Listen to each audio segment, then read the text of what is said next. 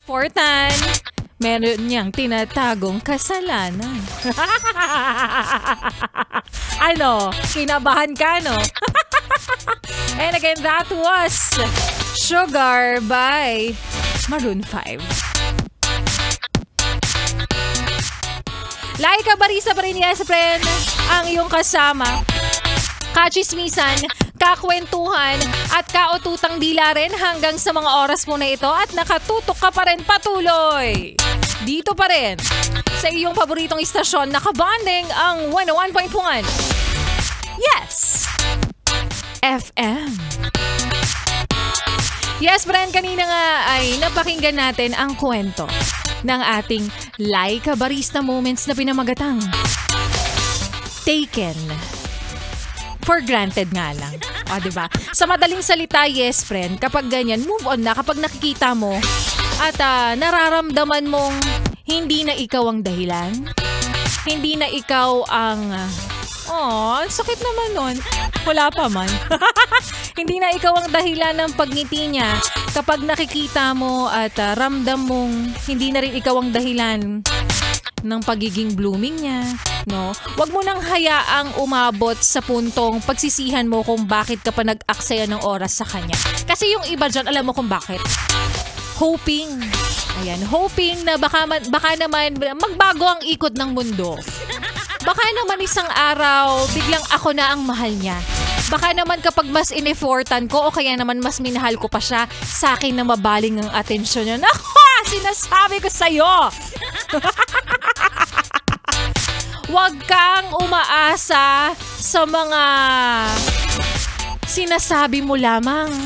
Kasi pwedeng umaasa ka lang talaga kasi yan yung iniisip mo. Diba, yes, friend? Diba? Kung bakit nagsayang ka pa ng pamasahe, wag mo nang hintayin yung pagkakataong iyan.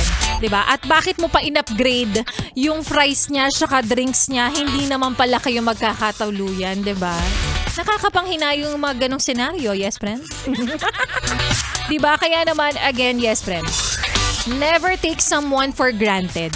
Yung pagtsatsaga niya sa'yo, yung pag-intindi niya sa ugali mo, yung konting ganito issue sa'yo, nawawalang charger ang init ng ulo mo, yung mga ganyan, hindi yan unlimited. Hindi yan forever. Dahil kahit gaano mo talaga kamahal ang isang tao, darating yung araw na magigising ka na lang, wala na, parang ayaw mo na. Hoy, totoo daw yan Nagtiis ka ng ilang araw, ilang buwan. Ilang beses mo siyang pinagpasensyahan, pero bigla na lang isang araw nagising ka, sabi mo na lang sa sarili mo, parang ayoko na. Nakakatakot yung mga ganong senaryo kasi ilang beses mo ring hinintay na sana magbago siya. Pero ayun, napunta ka na sa part na napagod ka na. Diba? Again, never take someone for granted just because you're aware na mahal ka ng taong yan. Kasi lahat ng tao, lahat tayo, may tinatawag na breaking point. Kopya? Kopyang-kopya. Kaya kabahan ka. Yung jowa mo hindi na nag-a-update sa'yo? Yung dating sweet-sweetan siya tapos sinasabi niya kung kumusta ka na, kumain ka na ba? Hindi niya na ginagawa sa'yo. Sinasabi ko sa'yo, may iba nang nagpapasaya dyan.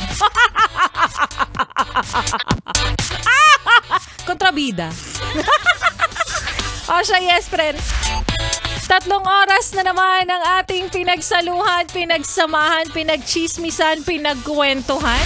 Nakasama niyo pong muli si Laika Barista. Pero bago tayo umexit, syempre, batiin muna natin yung mga yes friend natin na hanggang sa mga oras na ito yung nag-e-effort na makinig, na nag-PM sa aking Facebook fanpage. Alam niyo, sobrang nakakataba po talaga ng dendrites.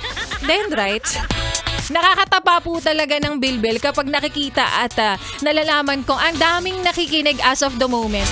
Oo, dun nga ako nagtataka, bakit hindi tayo number 1? Charot. Maraming nag-BBM sa aking Facebook fanpage. Number 1 na dyan si Kuya Alfred Marcelino na pumapasada dyan sa may Valenzuela. Ayun, happy listening din sa inyo dyan. Lakasan mo yung radyo mo, Kuya, para batiin natin yung mga katabi mo din dyan na pumapasada, no? At batiin ko lang rin kanina yung si Kuya Taxi Driver, si Kuya Marcelo. Ayan, si Kuya Marcelo De Leon na naghatid sa akin kanina. Ingat ka rin sa iyong biyahe. Sabi niya, wala nang lipatan to. Steady na tayo sa Yes FM. Lagi kitang babatiin dyan kasi loyal ka. Ni number 1 niya kagad eh.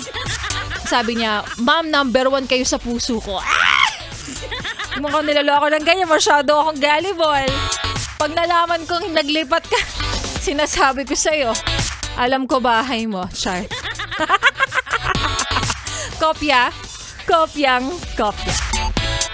O siya, yes friend, bukas ulit araw po ng Tuesday, magsama-sama tayo.